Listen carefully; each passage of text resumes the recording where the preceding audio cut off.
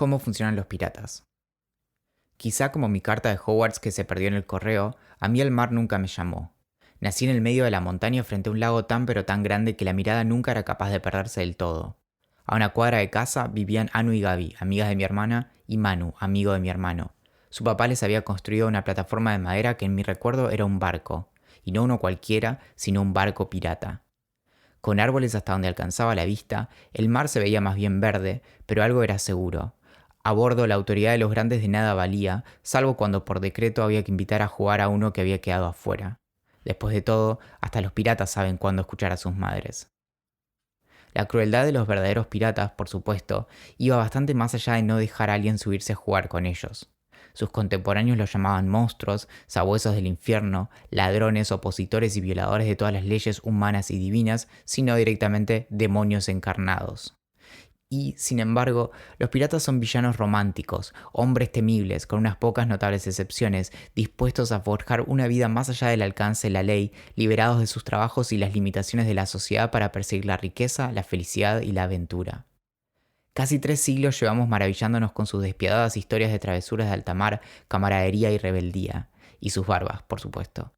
Siempre al borde de la ley, pero en acuerdo con un legendario código, nuestra ambigua fascinación probablemente coincida con la creciente burocratización de nuestras vidas, minuciosamente reguladas por leyes y códigos de los que no siempre nos sentimos parte. En contraste, nos empachamos de historias de vaqueros, gángsters, impostores, héroes medievales y vigilantes encapuchados de quienes rara vez cuestionamos su criterio ético. Si todo falla, podemos pensar, siempre tendremos el mar. Pirata evoca inmediatamente la imagen de un rufián, rayante en el absurdo, con pata de palo, parche, pañuelo y un loro en el hombro, siempre listo para ejecutar el remate de algún comentario, a bordo de una nave cuya bandera negra lleva una calavera y huesos cruzados. Esta caricatura, alguna vez temida, hoy vende bebidas alcohólicas, comida chatarra y seguros. Piratas eran los de antes. Como explica el historiador y piratólogo Angus Constam en The Pirate World de 2019, uno de sus muchos libros al respecto, lo más probable es que la piratería haya surgido en simultáneo a los primeros viajes a través del Mediterráneo y el mar Egeo en torno al siglo XIV antes de la era común.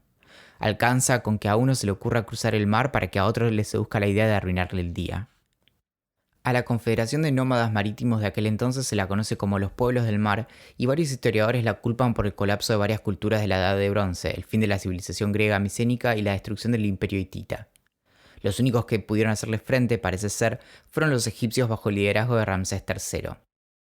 Los piratas aparecen también en la Ilíada y la Odisea de Homero, donde se los identifica como cretenses.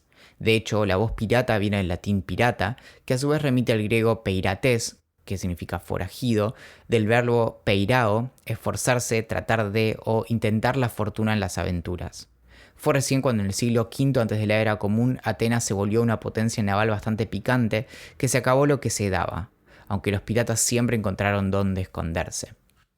Quizás su víctima más famosa haya sido un jovencito Julio César, capturado en el año 75 antes de la era común. Según Plutarco, cuando estos sinvergüenzas pidieron un rescate de 20 talentos, una moneda equivalente a unos 27 kilos de plata, César ofreció 50. Una vez liberados, se encargó de perseguirlos y crucificarlos, una amenaza que repitió cada uno de los 38 días que estuvo secuestrado. Llamativamente, fue Pompeyo el Grande, su archienemigo durante la Guerra Civil Romana, quien puso fin a la piratería en el Mediterráneo.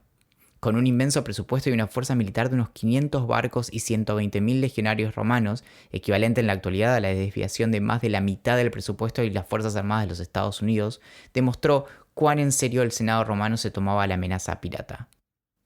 Aunque los disfraces de Halloween de vikingos sean imposibles de confundir con los de piratas, estos hicieron en gran parte su fortuna asaltando ciudades costeras con notable éxito. Entre sus hazañas más famosas estuvieron el saqueo a París en el año 845, que solo terminó con el pago de una abultada suma de plata, y, poco después, la fundación del asentamiento permanente en el Bajo Sena, luego conocido como Normandía, tierra de los escandinavos. Sin poderes centrales, la Edad Media estuvo marcada por el constante esfuerzo de los diversos estados incapaces de mantener flotas propias lo suficientemente fuertes para aplacar a los piratas. Fue a mitad del siglo XIII que tanto el gobierno francés como el inglés comenzaron a otorgar cartas de marca a los corsairs y privateers, respectivamente, que habilitaba a sabotear naves de naciones enemigas, hundiéndolas o bien saqueándolas y secuestrándolas. El término francés corsaire deriva de la course, que viene de cursus, una expedición, en este caso con el objetivo de saquear. Esta estrategia permitió de algún modo controlar a los potenciales piratas para que encauzaran sus esfuerzos atacando a sus enemigos. Siempre que no se metieran con su monarca, en cuyo caso serían ahorcados, tendrían su protección. En otras palabras, un corsario para unos era un pirata para otros. Naturalmente, toda esta dinámica cobró otro cariz cuando el tercero en discordia, España, luego de poner a un suertudo idiota al mando de 3 naves para explorar nuevas rutas marítimas, dio con un continente entero repleto de chocolate y algunos metales preciosos. Francia fue quien se vio primero y empezó a atacar barcos españoles en la década de 1520, 40 años antes que los ingleses. Luego se sumaron los holandeses, que se instalaron en aguas americanas atentos a cualquier movimiento.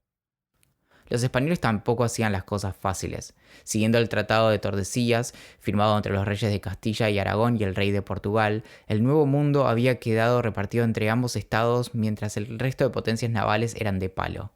Toda actividad extranjera, incluso comercial, era considerada una agresión. Fueron estos saqueos de ultramar los que dieron una idea de la enorme riqueza que había en América, y tal fue la ferocidad de los ataques que en el peor momento la corona española llegó a perder hasta la mitad de sus ingresos americanos a manos de sus enemigos. Como referencia a la magnitud de los botines, en un famoso episodio el corsario Francis Drake logró hacerse de la Concepción, una nave que llevaba 26 toneladas de plata, 36 kilogramos de oro y 14 cofres con monedas de plata, el equivalente a la mitad del ingreso anual de la corona inglesa. No extraña que Drake fuera declarado héroe por la corona inglesa y comparado con el diablo y acusado de pirata por la española. Luego de nombrarlo caballero, la reina Isabel incluso llegó a llamarlo mi pirata. Oh. Las aguas se calmaron, al menos por un rato, luego del Tratado de Londres de 1604 firmado por España e Inglaterra y la cancelación de todas las Letters of Marque emitidas.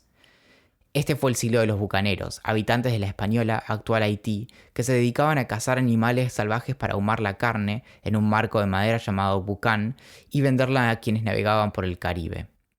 Su incursión en la piratería fue en gran medida una respuesta a la exterminación de los animales en los que se basaba su negocio por parte de las autoridades españolas en represalia por no pagar impuestos. Los bucaneros siguieron cazando, pero esta vez barcos españoles.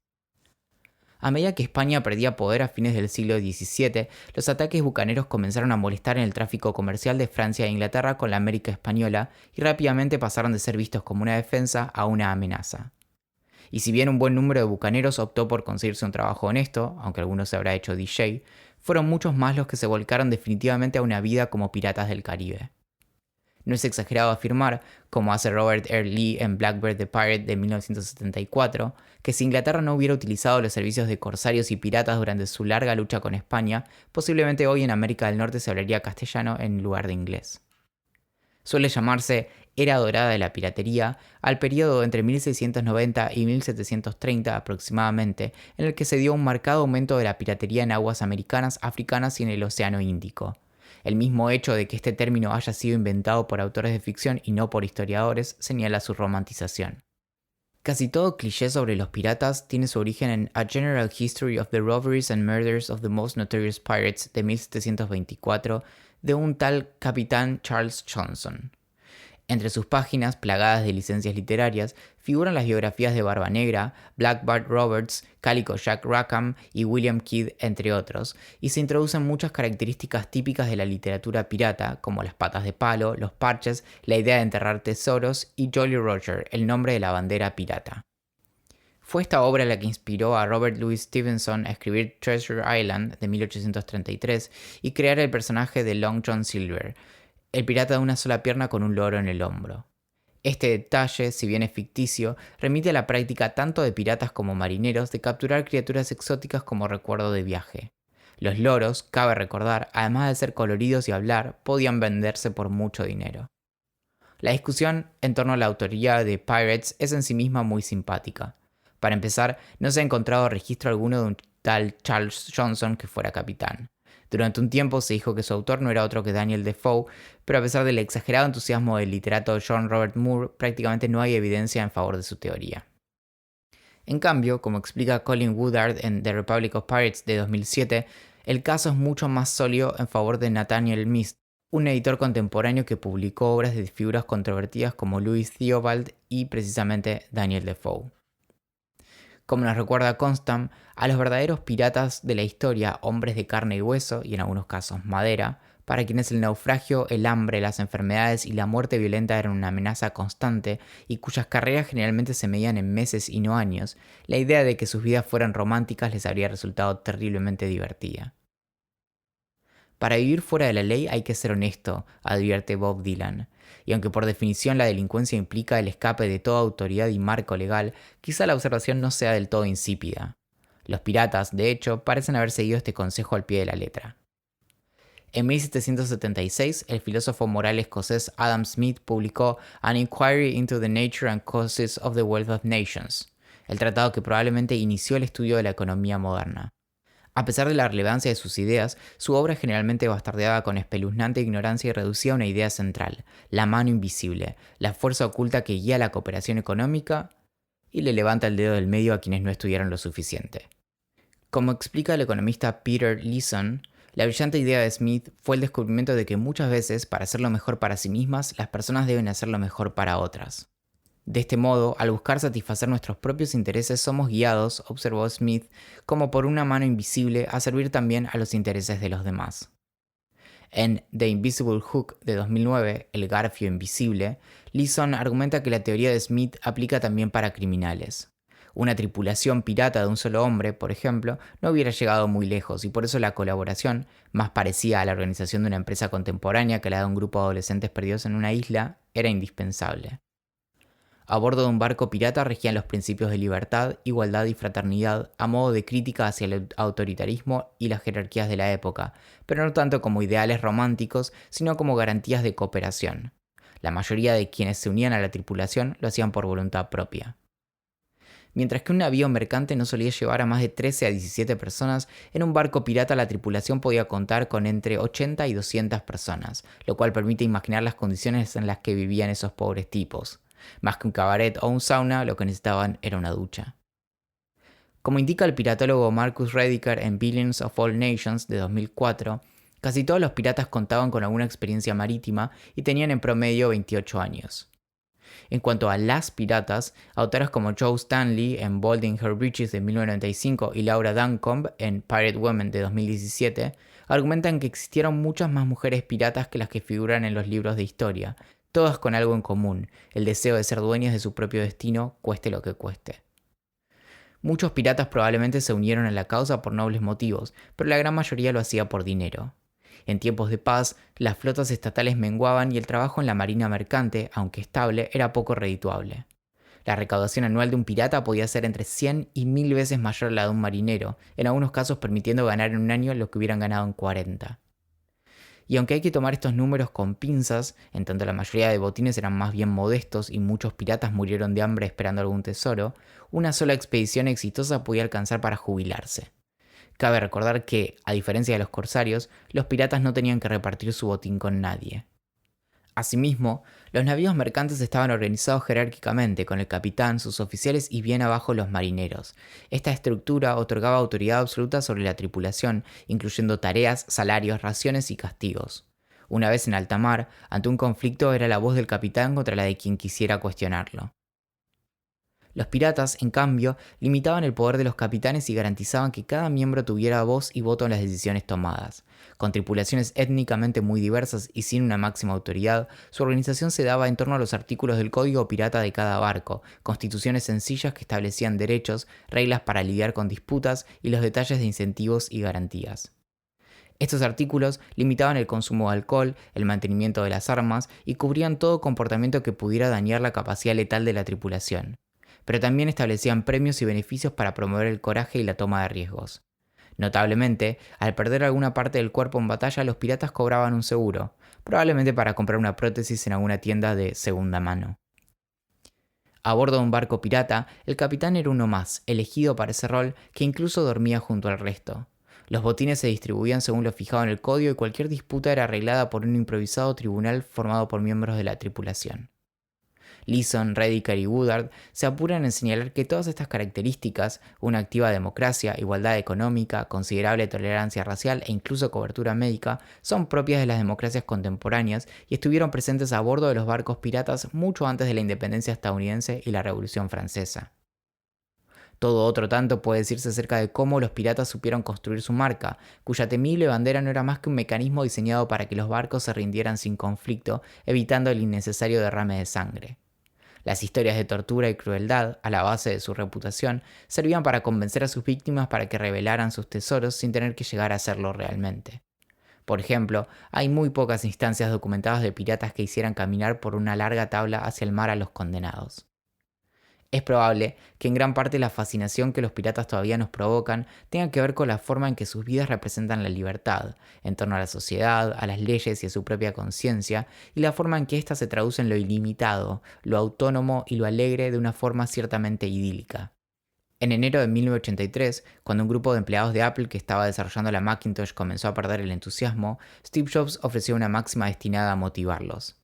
Es mejor ser un pirata que unirse a la marina. Aprovechando cada fibra del imaginario, su genialidad estuvo en convencerlos de que estaban a bordo de un barco rebelde y no de un navío mercante con una rígida estructura en la que en realidad él era el capitán. Lo que nuestros relatos sobre los piratas suelen obviar es la suma importancia que tuvieron para el desarrollo mismo no solo del capitalismo, sino de su fiel acompañante, la democracia republicana. Los piratas, sin más, supieron ser los primeros en no solo adoptar una desvergonzada búsqueda de la riqueza, sino que en aquel afán adoptaron prácticas de autogobierno, códigos de conducta protoconstitucionales e incluso gran parte de lo que hoy llamaríamos identidad de marca, construyendo y explotando su imagen cientos y cientos de años antes de que estas mismas estrategias fueran usadas para vender zapatillas y gaseosas. Quizá nos seducen porque fueron los piratas quienes hicieron lo que tantas personas solo sueñan con alguna vez hacer: irse de casa y de la comodidad de lo conocido en pos de una vida fuera de los barrotes de la sociedad. Incluso quien no defienda lo que los piratas hacían puede inspirarse por este espíritu valiente y aventurero. No por nada jugamos a ser piratas y no marinos mercantes. Aunque a esta altura ya no guardo esperanzas, quizá deba seguir el consejo de Dave Barry y si en algún momento escucho el llamado del mar, cuelgue inmediatamente. Este correo de cómo funcionan las cosas fue enviado el 25 de abril de 2021. Mi nombre es Valentín Muro y desde 2017 todos los domingos envío un correo acerca de un tema distinto, persiguiendo mi curiosidad y encarándolo desde la ciencia, la literatura, la historia y la filosofía. Si querés leer más acerca de lo que hago, podés entrar en comofuncionanlascos.as o bien buscar cómo funcionan las cosas en Google. Y si quieres apoyar mi trabajo para que lo puedas seguir haciendo, puedes hacerlo desde curiosidad.club. Gracias por escuchar.